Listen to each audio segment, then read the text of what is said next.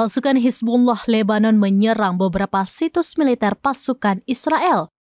8 unit Iron Dome yang selama ini menjaga Israel juga dihancurkan hingga tidak lagi bisa berfungsi. Dikutip dari Al-Mayadin, pejuang Hizbullah menyerang pangkalan Beit Hillel yang merupakan posisi Iron Dome. Serangan tersebut dilancarkan dengan drone penyerang. Beberapa komponen Iron Dome akhirnya terdampak dan kerja Iron Dome berhasil dilumpuhkan. Perlawanan Islam di Lebanon mengatakan bahwa pejuang kemerdekaannya menargetkan pertemuan petugas dan pasukan pendudukan Israel di lokasi yang sama setelah serangan sebelumnya.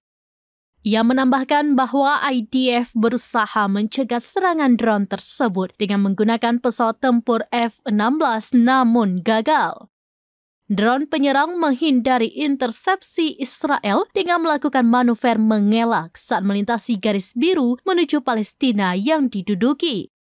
Hizbullah juga mengumumkan bahwa mereka menargetkan situs Ruwaisan Al-Qarn Israel di peternakan Sheba, Lebanon yang diduduki dengan menggunakan rudal.